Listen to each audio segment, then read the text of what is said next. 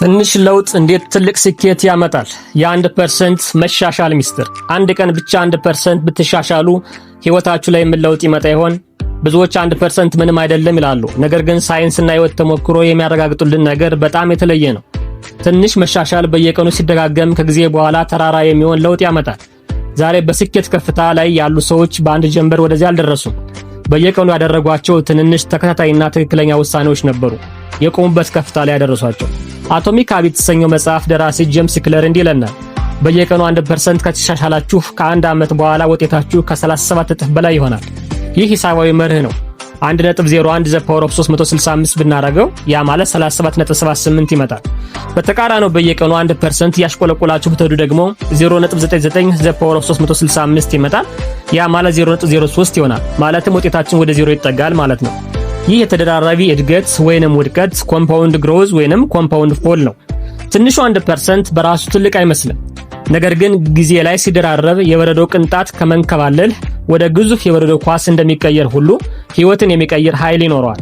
አንድ ተማሪ በየቀኑ አንድ አዲስ ቃል ብቻ ቢማር በአመቱ መጨረሻ 365 አዳዲስ ቃላት ይኖሩታል። አንድ ነጋዴ በየቀኑ አንድ ደንበኛውን በ1% ብቻ አሻሽሎ ቢያስተናግድ ከአመት በኋላ የንግዱ ገጽታ ሙሉ ለሙሉ ይለወጣል። ቀስ በቀስ እንቁላል በእግሩ ይሄዳል ማለት ይሄ ነው። ትንሹ ማሻሻያ ትልቅ ድል ሲያመጣ የብሪታንያ ብስክሌት ቡድን በ2003 ዓመተ ምህረት አስተማማኝ ተምሳሌት ነው። ከ100 ዓመት በላይ ማንም የብሪታንያ ተወዳዳሪ ቱር ደ ፍራንስ አሸንፎ አያውቅም።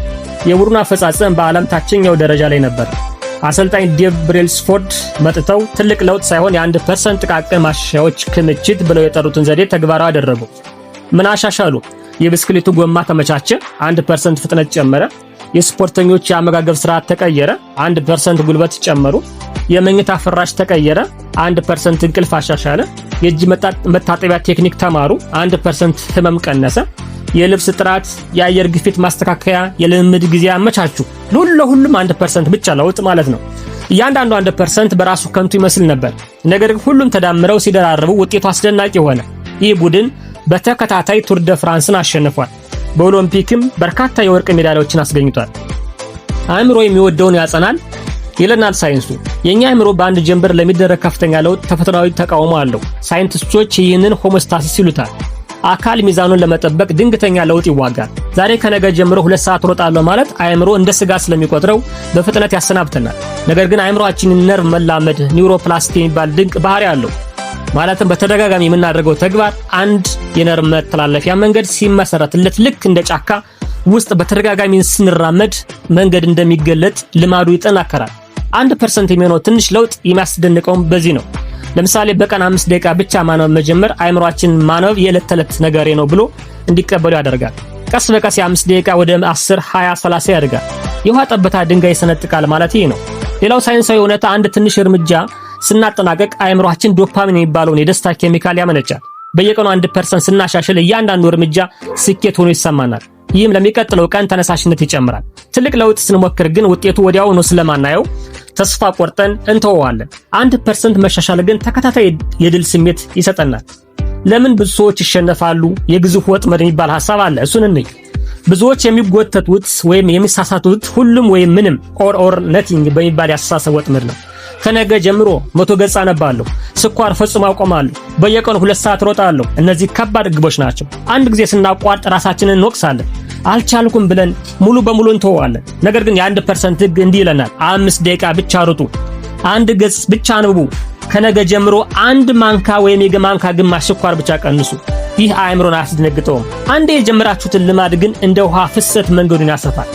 በዕለት ተዕለት ህይወታችን እንዴት እንተግብረው ብንል ለምሳሌ ለተማሪዎች እንውሰድ። በየቀኑ 10 ደቂቃ ብቻ ትምህርታችሁን ከልሱ። አንድ አዲስ ቃል ተማሩ፣ አንድ የሂሳብ ጥያቄ ስሩ። ዛሬ ከትናንትለው 1% የተሻለ ለመሆን አንድ ጥያቄ ጓደኛችሁን አስረዱ። መማር ማስተማር ራሱ በ1% የሚያሻሽል ልምምድ ስለሆነ ማለት ነው።